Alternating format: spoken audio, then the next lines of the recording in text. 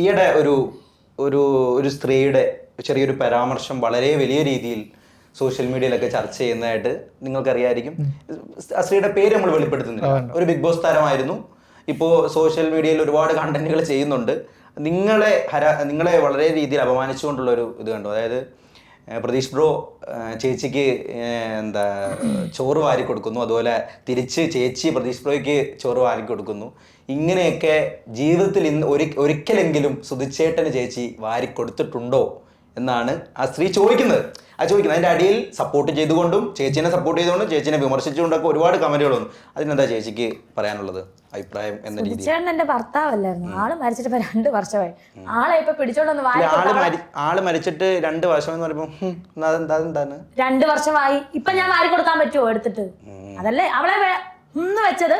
ആളെ എടുത്തിട്ട് സുധിച്ചേട്ടനെ വാരി കൊടുക്കാൻ പറ്റാത്തതാണോ പ്രതീഷിന് വാരി കൊടുക്കുന്നത്? അങ്ങനെയാണ്. സുധിച്ചേട്ടൻ ഭർത്താവല്ലേ, പ്രതീഷ് എന്റെ അനിയൻ. ചേച്ചി പറഞ്ഞ ഒരു മറുപടിയാണ് ഇപ്പൊ ചേച്ചി പറഞ്ഞ മറുപടിയാണ് അത്. അതായത് എന്റെ സുധിച്ചേട്ടൻ മരിച്ചു പോയല്ലോ, 2 വർഷമായി, അപ്പൊ സ്വാഭാവികമായിട്ടും എനിക്ക് വാരി കൊടുക്കാൻ പറ്റത്തില്ല, അതുകൊണ്ട് ഞാൻ ആ ഒരു ടോണാണ് അല്ലേ പ്രതീഷ് ബ്രോയ്ക്ക് എന്താ തോന്നിയത്? അല്ല, അങ്ങനെ ആ വ്യക്തി പറഞ്ഞ ക്വസ്റ്റ്യൻ എങ്ങനെയാണ്? ആള് പറഞ്ഞ ക്വസ്റ്റ്യൻ പറഞ്ഞാൽ ഇവര് രണ്ടുപേരും അങ്ങോട്ടും ഇങ്ങോട്ട് വാരി കൊടുക്കുന്നുണ്ട്. അവരവര് ഇപ്പൊ രേണു ചേച്ചി ആണെങ്കിൽ സുധിച്ചേട്ടന് വാരി കൊടുക്കണം.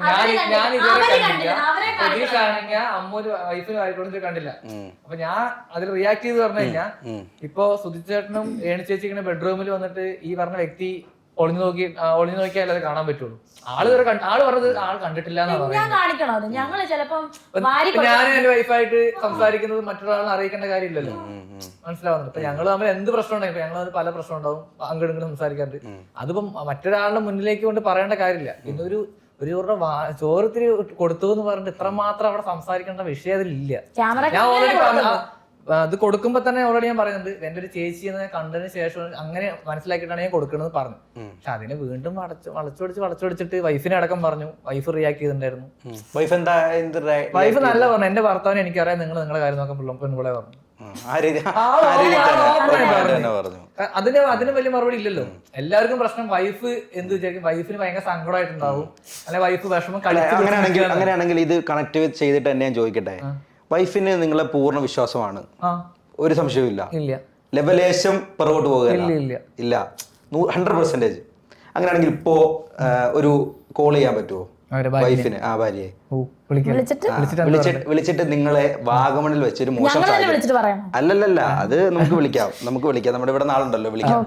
ചാനലിൽ നമ്മൾ വിളിക്കുകയാണ്, ഇന്ന പോലെ നിങ്ങളെ വളരെ ഒരു മോശം സാഹചര്യത്തിൽ, അല്ലെങ്കിൽ ഞാൻ പറയാൻ പറ്റും, ഇങ്ങനെ തന്നെ ചെയ്താലോ, വളരെ മോശം സാഹചര്യത്തിൽ താങ്കളെ കാണുകയും നിങ്ങൾ രണ്ടുപേരെയും കാണുകയും ആ ഫോൺ ആ വാഗമണിൽ കാണുകയും ഫോൺ ഞങ്ങളിപ്പോ അവിടുത്തെ പൊതുജനങ്ങളാ, നിങ്ങളെ ഒരു ഇത് ഞങ്ങള് എന്താ പറയുക സദാചാരം ഉണ്ടായിസം കാണിച്ച് നിങ്ങളെ ഫോൺ തട്ടിപ്പറിച്ച് ഞങ്ങള് ഭാര്യനെ വിളിക്കുകയാണ് എന്ന രീതിയിൽ, ആ രീതിയിൽ ഞങ്ങള് പറയുകയാണെങ്കിൽ എങ്ങനെയായിരിക്കും? നിങ്ങൾ ആദ്യം എന്തായിരിക്കും അവരുടെ റിയാക്ഷൻ എന്നാണ്, നിങ്ങൾക്ക് എത്രത്തോളം നിങ്ങൾ തമ്മിൽ സിങ്ക് ഉണ്ടെന്ന് ഞാൻ നോക്കട്ടെ, എന്തായിരിക്കും റിയാക്ഷൻ എന്നാ വിശ്വസിക്കുന്നത്? വിളിച്ചു നോക്കാം.